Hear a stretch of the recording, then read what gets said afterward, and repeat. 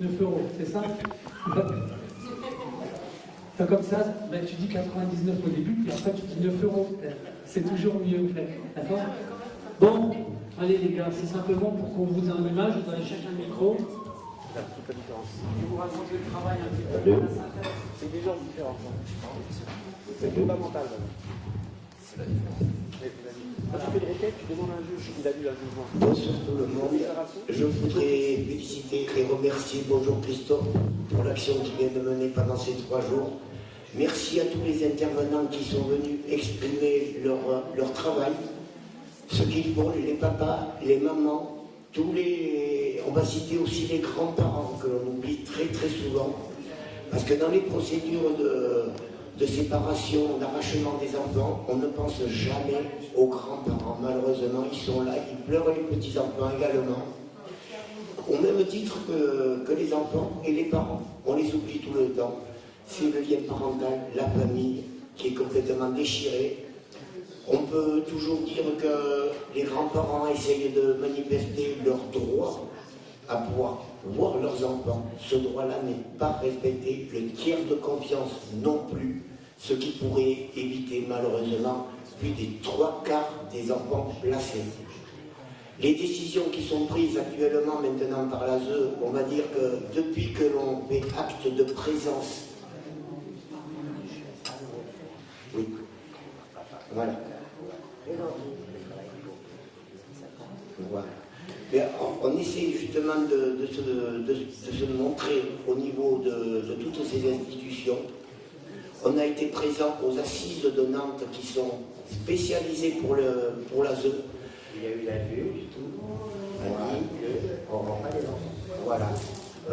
Une juge a osé dire qu'il n'était pas là pour redonner les enfants. Donc, à partir de là, on a pu se révolter, entre parents, se réunir pour essayer de contrecarrer tout ce système-là. Nous avons pu découvrir, ne serait-ce que même aux assises de Nantes, il y a des syndicats, des gens au sein de la protection de l'enfance qui sont contre ce système-là. Eux, ils le dénoncent pour effort comme nous, sauf que eux, c'est pour des intérêts, tout simplement. Maintenant, je vais vous laisser la parole à Patrick qui va vous expliquer exactement ce que l'on fait comme démarche. Bon, alors, donc ça fait 5 ans que j'ai créé un collectif, on appelle Action aux Vérités. Et au départ, à l'origine, c'était parce que j'étais tout seul, je ne comprenais pas ce qui m'arrive.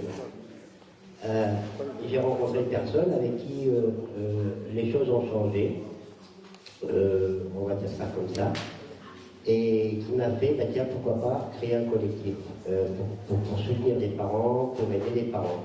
Et au fur et à mesure du temps qui passait, on s'est rendu compte, c'est là qu'on s'est vraiment rendu compte, à travers les dossiers des autres parents, qu'il y avait beaucoup de choses qui n'allaient pas. Et ça m'a mis la puce à l'oreille à savoir pourquoi moi ça n'allait pas chez moi dans mon dossier, alors que je n'avais jamais fait de mal dans ma vie. J'étais devenue une personne dangereuse pour mon enfant, alors que je précise quand même que j'avais quand même 3 grands-enfants au préalable d'un mariage, dont ma fille aînée, à l'époque, avait 25 ans quand il y a eu Kinia, qui est née d'une autre maman, bien entendu, de passage. Je rappelle quand même que je n'ai pas voulu me mettre avec une femme, j'ai fréquenté une femme intense, soit peu, et 7 mois après notre séparation, j'apprenais que je devenais papa. Donc je n'ai pas de vie maritale avec cette femme, j'ai juste, on va dire, une enfant, je me suis battu et je me bats toujours à ce jour pour tout simplement pouvoir avoir des droits sur ma fille. Je dis bien. Donc, j'ai appris au fur et à mesure des dossiers que des parents qu'on essayait d'aider, qu'on soutenait, qu'on accordait beaucoup de temps au téléphone, qu'il y avait beaucoup de choses qui n'allaient pas. Et on s'est dit, bah, pourquoi pas prouver chaque malversation de l'aide sociale à l'enfance, parce qu'on était persuadé qu'il n'y avait que des malversations. Ce n'était pas que des erreurs, c'était pas parce qu'un tel ou un tel, non. Il y avait derrière tout ça une vraie volonté absolue de créer des faux pour maintenir des enfants placés. Donc le collectif, au fur et à mesure des années, s'est rapproché d'autres personnes par la force des choses, comme on l'a fait aujourd'hui, depuis quelques temps d'ailleurs avec Christophe, mais aussi d'autres personnes, d'autres intervenants, on connaît très bien Hélène Lombard, on connaît très bien Cathy, qui est présente, on connaît très bien Sandrine Pavanto aussi, un ensemble de parents envers qui on a été à la rencontre, où on a pris les éléments, on a travaillé avec aussi des personnes comme Blanchard qui ont apporté beaucoup, c'est-à-dire qu'on se met à l'écoute de ces gens-là, on supervise leur travail, et pourquoi pas on utilise les qualités qu'ils ont, puisqu'on n'a pas toutes les qualités, bien entendu, heureusement. Et au fur et à mesure, donc, ce travail nous a plus qu'interpellés dans le sens où on s'est rendu compte qu'en fait, pour avoir les preuves, il fallait absolument, mais absolument, aller les chercher. Parce que même les avocats ne vous les donnent pas. Les avocats eux-mêmes jouent le jeu et laissent le juge pour enfants écarter des éléments qui pourraient tout simplement nous aider à avancer et pourquoi pas prouver qu'il n'y a pas lieu d'avoir un placement et comme la loi le dit, tout doit être mis en œuvre pour permettre le retour des enfants dans leur milieu familial. Dès le départ, tout doit être mené de façon à pouvoir, dans un premier temps, privilégier, je dis bien, les tiers de confiance, c'est-à-dire la famille, les grands-parents qu'il a cités, mais aussi les oncles et les tantes. Moi, quand on est venu chercher ma fille avec 3 policiers et 3 gendarmes, alors que je n'avais jamais rien fait de ma vie de mal, et je ne vivais pas avec la maman, je précise encore une fois, juste parce que la maman faisait des bêtises, le lieutenant, voilà, je cherchais le lieutenant de gendarmerie qui est venu chez moi avec les travailleurs sociaux pour prendre mon enfant, m'a demandé de venir juste après donc, que ma fille soit partie, de venir à la gendarmerie afin qu'il me donne quelques conseils. Et dans ces conseils, il m'a dit faites intervenir tout de suite des membres de votre famille qui pourraient accueillir votre enfant. Donc j'ai mis en place avec ma sœur qui est millionnaire, qui est châtelaine, une de mes 2 sœurs, parce que les 2 sont millionnaires, je précise au passage quand même, et donc une était châtelaine, avait vraiment tout ce qu'il fallait pour accueillir mon enfant. En plus, elle était comme moi âgée, parce que je rappelle que j'ai eu mon 4e enfant à 48 ans, donc c'est pas non plus un âge où on va dire on est des jeunes parents, où on peut, enfin bref, sans expérience, ni quoi, ni ma sœur a fait donc tout un dossier avec les travailleurs sociaux, en bonne et due forme, c'est-à-dire ils sont venus chez elle, ils ont tout vérifié, tout était parfait, il ne manquait rien, il y avait tous les feux verts, mais je dis bien tous les feux verts, les accords, tout était bon, tout était signé. Les travailleurs sociaux ont fait venir dans leur bureau la mère de ma fille et lui ont dit, voilà madame, aujourd'hui, monsieur Kékens, ce qu'il va faire avec sa sœur, c'est qu'il va vous faire mettre en psychiatrie, internée en psychiatrie, parce qu'elle avait déjà, avant que je la connaisse, elle était déjà rentrée 42 fois en psychiatrie pour des soins liés donc, au gros traumatisme qu'elle a vécu de violence avec son ex-mari, qui a vraiment été un homme très violent envers elle, mais aussi, ils ont rajouté qu'avec ma sœur, donc j'allais tout faire pour la faire interner et que je partirais avec ma fille Kiméléa et que jamais plus elle ne verrait son enfant. La mère leur a dit, mais alors qu'est-ce que je peux faire? Et l'assistante sociale lui a dit, tout ce que vous pouvez faire, c'est faire un courrier au juge. Il vous suffit de lui dire que vous ne voulez pas que votre enfant aille chez sa tante, et dès lors, automatiquement, on arrêtera la procédure. Et c'est ce qu'ils ont fait. La mère de ma fille a fait une lettre. Il a suffi juste d'un courrier où elle dit, je ne veux pas que ma fille aille là-bas, après j'ai peur que sa tante prenne ma place, tout simplement. Et dès lors, plus rien.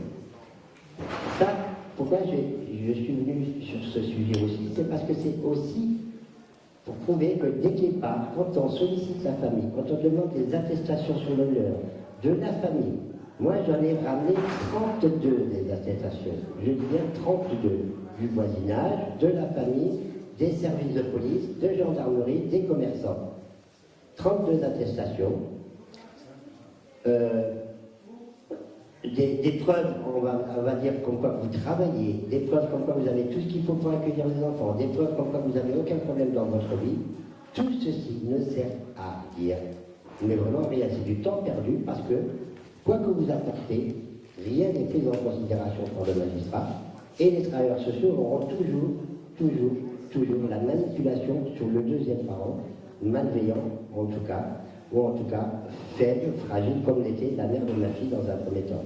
Il y a eu abus de faiblesse sur la personne de la mère de ma fille. Donc ça nous a ouvert des pistes. Des pistes pourquoi? Pour aussi, sur le terrain, aller chercher des preuves. Et dès lors, on a commencé à travailler sur comment on peut faire pour obtenir des preuves, pour prouver que ce sont que des actes malveillants de la part des travailleurs sociaux. Et au fur et à mesure, on a grandi, on s'est rapproché de personnes. Le bonheur a fait qu'on a rencontré, comme on l'a rencontré pendant ces 3 jours, des personnes super intéressantes qui vont nous apporter quelque chose, à qui on va apporter quelque chose. Elles sont dans la salle, elles sont quelques-unes à être présentes ce soir. Donc, et le collectif, sa spécialité au fur et à mesure des années est devenue celle de, on va dire, détective privé. On va dire, on fait ce que la police et la gendarmerie ne peuvent pas faire. Tout simplement, pour rétablir la vérité, il faut savoir que tout est permis pour rétablir la vérité, jusqu'à aller filmer des juges chez eux. Ce sont des vérités qu'il faut que les gens connaissent. Il faut oser le faire, les filmer, faire tout ce que l'on peut, mais surtout, il faut faire attention quand on les diffuse. Il ne faut pas les diffuser n'importe quand. Il faut les diffuser au bon moment, quand ça passe en dossier en pénal. Si on les diffuse avant, elles sont rendues caduques. Faites attention quand on diffuse les preuves. On ne filme pas chez eux. On a le droit de filmer leurs extérieurs. Pareil. Hein. Bon, il n'y a pas d'intrusion, il n'y a pas de violence de domicile. Je vais juste préciser le fait de ce que tu viens de souligner, Patrice, qui est très important, c'est-à-dire que la vidéo prise sans l'autorisation de celui qui est filmé, parce que normalement c'est illégal, n'est possible devant une juridiction qu'en droit pénal. Voilà. Oui, attends, donc c'est pour ça. On allait venir à ça. Parce que c'est vrai que les cas que nous emmagasinons, que nous récupérons, que nous obtenons, certes de façon illicite, voire même dans la vie privée des gens, ça s'appelle quoi? Ça s'appelle des preuves qui ne peuvent être utilisées, je dis bien sous condition. Pourquoi? Alors déjà, c'est dans le cadre du pénal. Là, c'est une chose qui est sûre. C'est l'article 427 du Code pénal qui nous dit que toute la preuve est libre. Quelle que soit la façon dont on obtient la preuve, bien entendu, on ne va pas égorger les gens pour les faire avouer, ça c'est certain. Mais quelle que soit la façon, le procédé mis à la disposition des gens, c'est recevable à partir où c'est le seul moyen de prouver la vérité. Alors, qu'est-ce qu'on a fait? Parce qu'on ne peut pas tout dire, c'est pour ça que là on est à un frein par rapport à ce qu'on avait dit les jours précédents, parce qu'il y a une personne qui a fait une publication. Et dans cette publication, on nous entend dire qu'on est des voleurs, qu'on vole des dossiers, qu'on pique des trucs au tribunal. Je crois que c'est pas trop cool. Bon, maintenant c'est réglé. Je veux dire, ça a disparu vite fait. Juste pour dire que, comment on procède, on a aujourd'hui la possibilité d'acheter des micro-espions. C'est quoi un micro-espion? C'est un petit boîtier de rien du tout, qui fait 2 fois une puce téléphonique, où on met une puce téléphonique, on téléphone. Et dès qu'on a téléphoné à cette puce, on entend tout ce qui se passe dans la pièce où on a laissé traîner ce petit boîtier.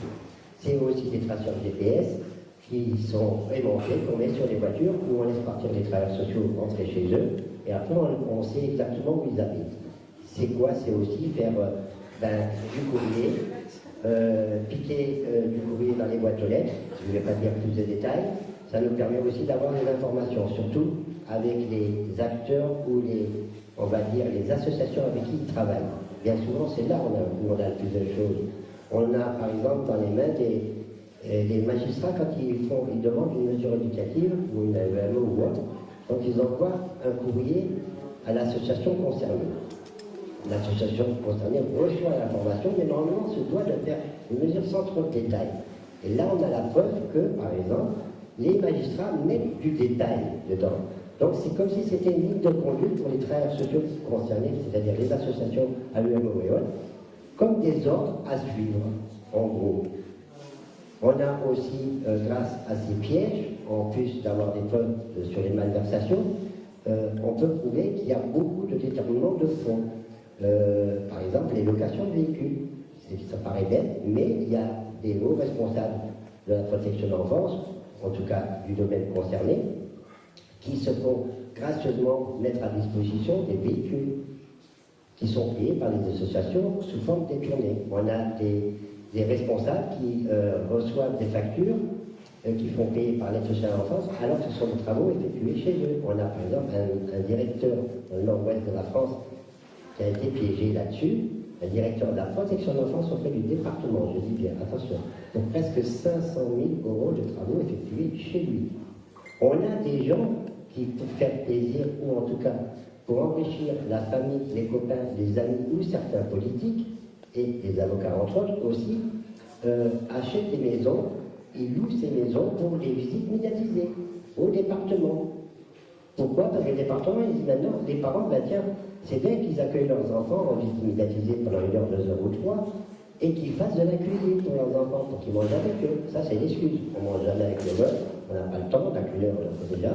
Mais ils achètent des baraques, et en l'espace de 8-10 ans, ces baraques sont amorties par la location du département. C'est ce qu'on appelle faire des cadeaux de façon détournée. Mais c'est devenu de plus en plus fréquent. Et c'est de belles baraques, attention, des belles villas. Moi, ma fille, où j'allais la voir, je peux vous garantir que la villa était super belle. Et puis au bout d'un temps, ces lieux d'accueil ou de rencontres de visite ne sont plus d'actualité parce que justement, ils ont soldé le prêt. Enfin, je ne vais pas rentrer trop dans les détails parce qu'on n'a pas tous les moyens de dire, mais c'est pour expliquer comment tout cet argent est détourné et pourquoi aujourd'hui on a créé en tout cas une équipe de 7 ou 8 personnes qui font que du terrain, qui vont piéger ces endroits. Je vous donne un exemple. Les travailleurs sociaux, quand ils travaillent, comme tout le monde, ils n'ont pas le droit de fumer à l'intérieur. Alors qu'est-ce qu'ils vont? Ils vont fumer à l'extérieur. Et bien souvent, ils ont un endroit précis où ils vont fumer. Donc on piège aussi ces endroits. On met des micros espions. Et ce qu'on y entend, c'est très intéressant. Je dis bien très intéressant. On a eu des informations qui nous disaient, par exemple, un parent qui devait avoir un dossier, la copie intégrale du dossier médical de son enfant. C'était très important parce qu'à travers ce dossier, on pouvait poursuivre certaines personnes, je dis bien. Ce n'est pas toujours que les travailleurs sociaux, hein, parce que les gens assimilent les travailleurs sociaux avec, par exemple, les associations qui font les lieux d'accueil de médiation. Ce ne sont pas des travailleurs sociaux. Ils ne dépendent pas de l'ASE. Ce sont des acteurs qui travaillent avec l'ASE. Donc, un exemple. La demande a été faite en bonne et due forme, mais comme on avait piégé l'établissement, on a eu l'information comme quoi que le jour du rendez-vous pris et accordé, parce qu'ils sont obligés de vous donner votre dossier, la copie intégrale du dossier médical, le jour prévu, ils avaient, eux, de leur côté, prévu en réunion conspiratoire, parce qu'ils appellent ça des réunions de synthèse tous les lundis matins, nous, on appelle ça des réunions conspiratoires. Donc ce fameux local a été piégé, ce fameux lundi matin, ils ont dit que je ne dirai pas le nom du médecin PMI, mais tiens, on dira que tu étais malade, donc on annulera le rendez-vous et les parents n'auront pas de dossier. On a fait la main courante 8 jours avant, puisqu'on a eu l'information du tout. On a fait la main courante comme quoi que tel jour, à telle heure, on a un rendez-vous avec le médecin un tel et que ce rendez-vous sera annulé parce que le médecin, comme par hasard, tombera malade. C'est exactement ce qui s'est passé. Mais on a eu aussi ce même genre de preuves dans notre petite boîte, concernant les magistrats, pour reporter des audiences. Parce que les éléments que les parents allaient apporter à l'audience étaient mis, on va dire, envoyés à la dernière minute, comme eux, ils savent le faire, les travailleurs sociaux, ils envoient leurs trucs à la dernière minute, comme ça on est coincé. Nous, on fait la même chose, c'est-à-dire qu'on envoie des éléments pour que le juge, on ait lecture avant l'audience, juste quelques temps avant l'audience. Mais on est obligé quand même de les envoyer au moins 10 jours à l'avance, contrairement aux travailleurs sociaux qui ne viennent pas les envoyer la veille, voire même le jour même. Enfin bref. Et on a eu, donc, entre autres, la même chose, on a fait main courante, comme quoi que tant de jours après, le magistrat annulera, comme à la surprise de tout le monde, l'audience parce qu'elle se portera souffrante. On est arrivé à prouver, on peut démontrer que jusque les magistrats jouent le jeu, pour permettre à l'ASE de contrer les éléments qu'on a donnés, puisqu'ils n'avaient pas eu le temps matériel de contrer ce qu'on avait. Et qu'est-ce qu'ils font pour contrer les éléments qu'on leur apporte? En général, ils font disparaître la source qu'il y a dans le dossier. Donc le greffier, lui, va retirer du dossier des éléments qui vont disparaître. Je dis bien disparaître totalement. Et ça arrive dans beaucoup de procédures. Et ils vont jusqu'à, parce qu'ils font très attention, la différence qu'ils ont contrairement à nous, c'est qu'ils ont les moyens, ils vont jusqu'à retirer de tous les jugements qu'il y a eu, admettons si ça dure depuis 10 ans, de toutes les lectures, ils vont revoir toutes les lectures, et tout ce qu'ils pourraient laisser, même ne serait-ce qu'une ligne ou un mot, en tant qu'il y avait 7 éléments dans le dossier, ils vont jusque-là retirer tout. Alors comment ils fonctionnent? On a une première page d'une décision, on a une dernière page de décision, et on a des pages intermédiaires. Et bien ces pages intermédiaires, elles sont reprises, elles sont réécrites, on fait supprimer les lignes qui dérangent, et on recrée à l'identique le même dossier. Et ça, ce sont les greffiers qui le font. Je dis bien les greffiers.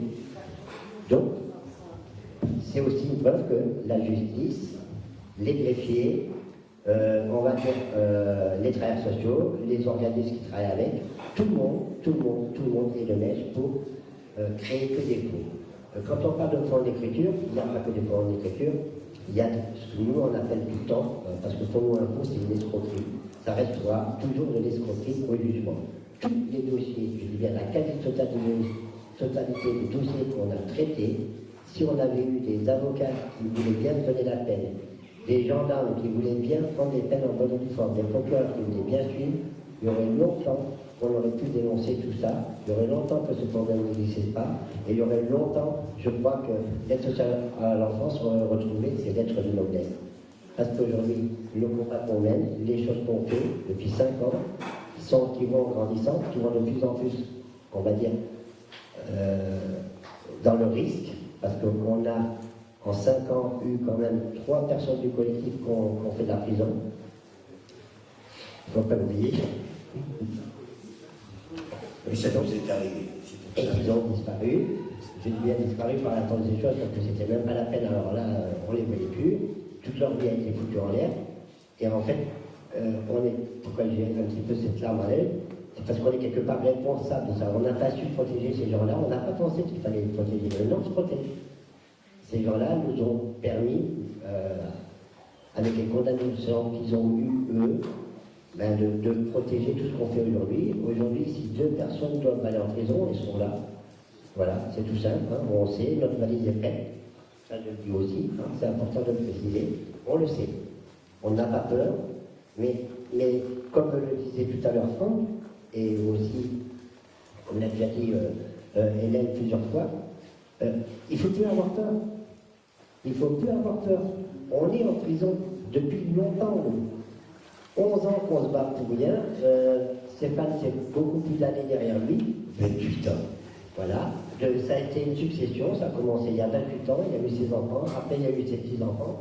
Tout le monde y est passé dans la famille. Et lui est encore dans le problème aujourd'hui. Avec sa dernière comme moi, parce qu'il est comme moi, c'est un papa qui est grand-père, qui a de l'âge et qui a une fille de 10 ans, Lucie, au passage. Hein. Et on a retrouvé, grâce au travail du collectif, on a retrouvé, alors c'était un placement secret, je veux dire secret, donc on n'était pas censé pouvoir la retrouver, on a retrouvé la première assistante familiale qui a pris en charge sa fille, qui a participé, parce qu'en fait, il faut comprendre aussi une chose, c'est que dès le départ, on ne vous met pas votre enfant chez n'importe qui. Quand vous êtes dans une mesure où on va vous escroquer, vraiment vous escroquer, c'est-à-dire qu'on vous l'a pris abusivement depuis le départ, on va vous mettre dans les mains de personnes qui sont déjà préparées, qui travaillent avec eux depuis longtemps, qui savent ce qu'ils ont à faire pendant tant de mois. C'est ce qui s'est passé avec ma fille et avec la sienne. C'est-à-dire que les 6 premiers mois, voire un petit peu plus, elles vont dans une famille d'accueil bien précise qui va apporter des éléments qu'il n'y avait pas au dossier. Lui, par exemple, l'assistant familial qui a accueilli sa fille, si tu permets, je peux le dire, a joué le jeu, et comme par hasard, la gosse, 8 mois après, alors elle n'a jamais dit, d'un coup d'un seul, ça lui vient à l'idée que ce monsieur qui est à côté de moi aurait touché son enfant et j'aurais été incestueux, voilà, je ne voulais pas dire non, parce que c'était un peu plus.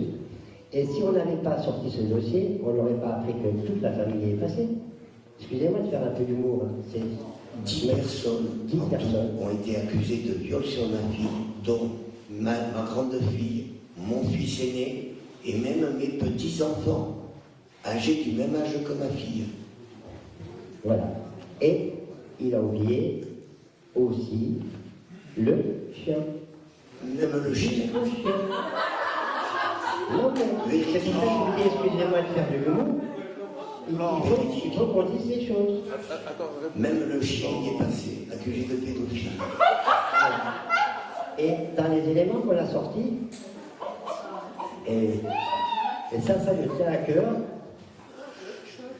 on a cet enfant qui, comme par hasard, dit que ça se passait quand son papa allait voir sa maman, parce qu'ils étaient séparés, ils ne vivaient pas avec la mère. Il profitait de la petite, et que sa mère ne disait rien, elle allait dans la pièce d'à côté. Sa mère a été accusée à un moment, la mère de l'enfant, excusez-moi, a été accusée à un moment donné des mêmes faits de pédophilie. Et pourquoi j'ai la larme à l'œil encore une fois? C'est parce que cette femme n'a pas supporté d'être accusée de la sorte. Et elle s'est suicidée. Donc on a des gens qui ont, qu'on le veuille, qu'on ne le veuille pas, tué la mère de sa fille. Par mensonge. Et c'est un crime puni par la loi. Quand on invente, qu'on accuse une personne d'un fait qu'il n'a pas commis, c'est déjà la révocation de cette personne et 15 000 € d'amende. Et ça peut aller jusqu'à 15 ans de prison. Donc, moi, je me permets de dire que l'assistante sociale qui s'est occupée de mon cas est une meurtrière, et j'en ai la preuve. Tous les papiers qu'elle a signés ont été signés par délégation. Elle portait plusieurs étiquettes, dont enquêtrice. C'est elle qui faisait les rapports. Dans ce même dossier, il a fallu qu'elle soit assistée par une personne qui a signé ces mêmes documents en 2018. Cette personne est inconnue au département. Nous avons fait des enquêtes. Nous avons demandé à la DRH pour essayer de retrouver cette personne. Personne, absolument, personne ne la connaît.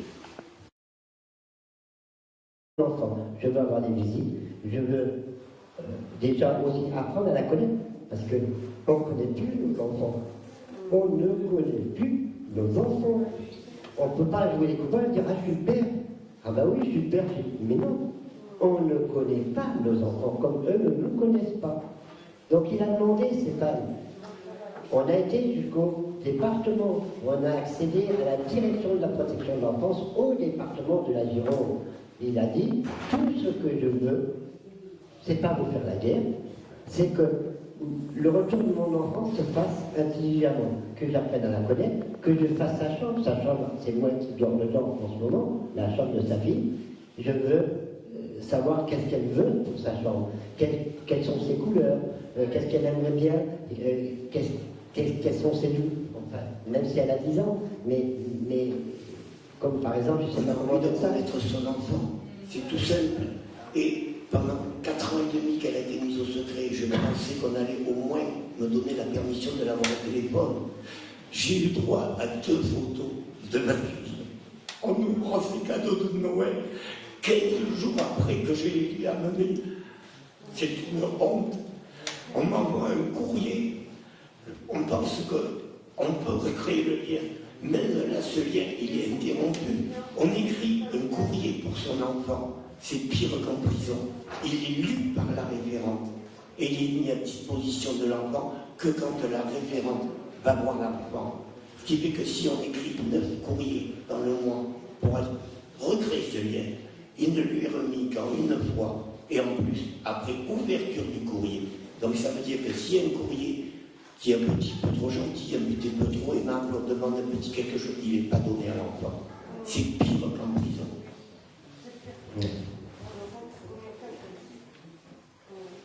Oui, donc ça, il a eu droit à 2 photos.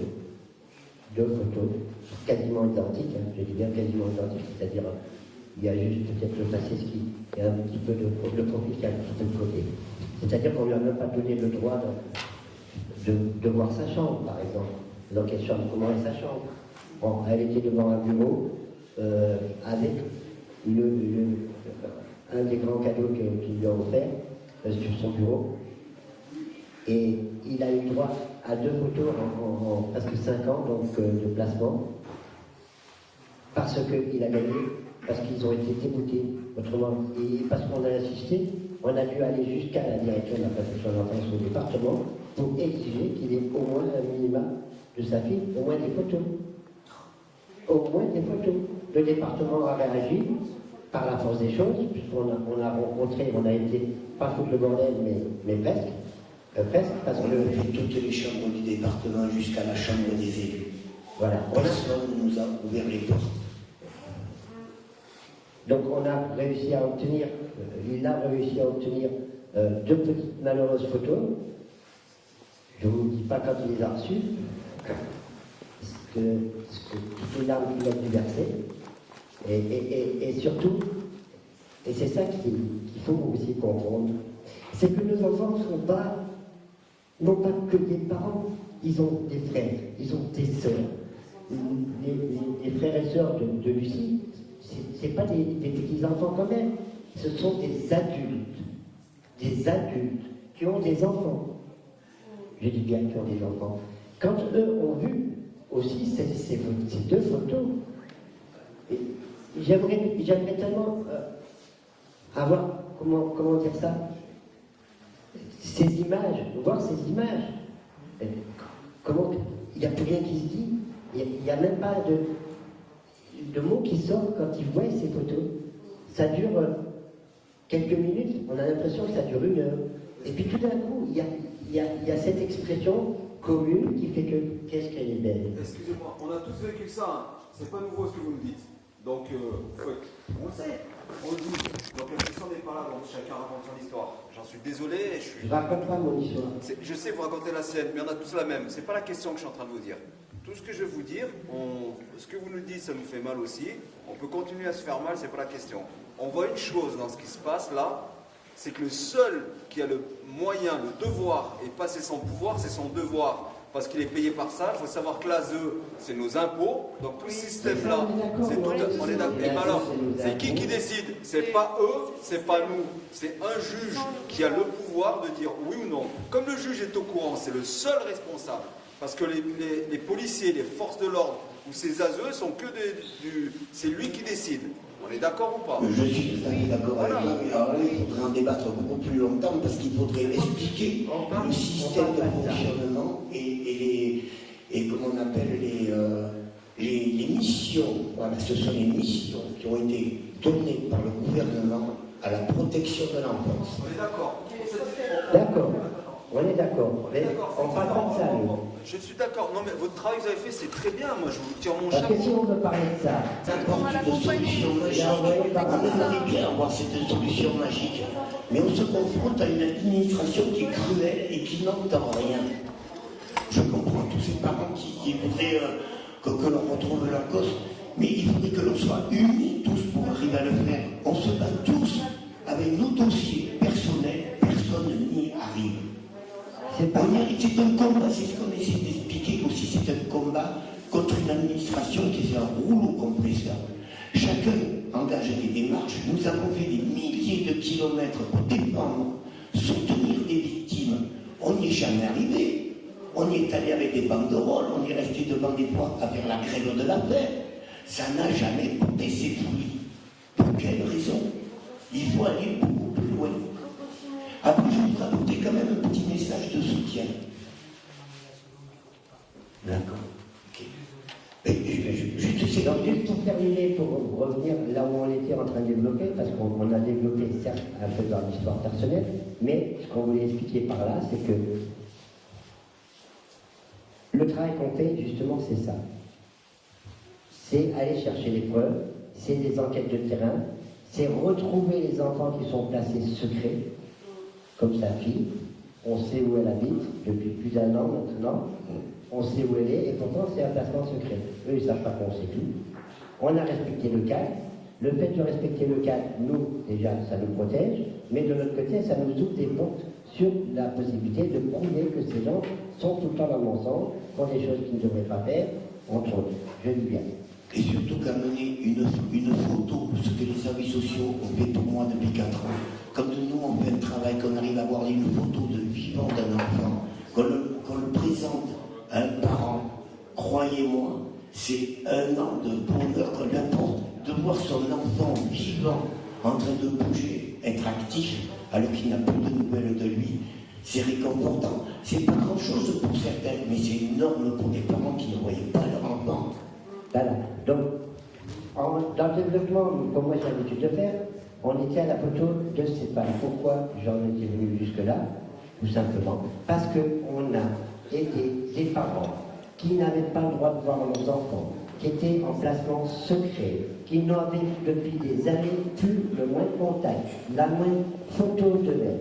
On a aussi fait ça, c'est-à-dire qu'on a retrouvé ces enfants, on les a filmés, on les a photographiés, on a même été discuter quelque peu avec eux à l'école pour que les parents aient chez eux au moins tout ça, tout ce bonheur que c'est banal en voyant ces 2 photos.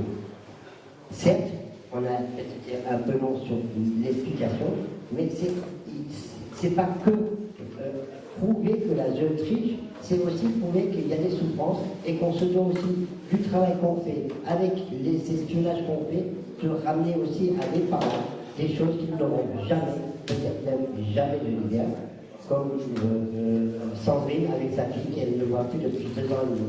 Nous, on est capable de retrouver sa fille. C'est ce que je voulais dire aussi, de lui ramener des images et voire même de nous assurer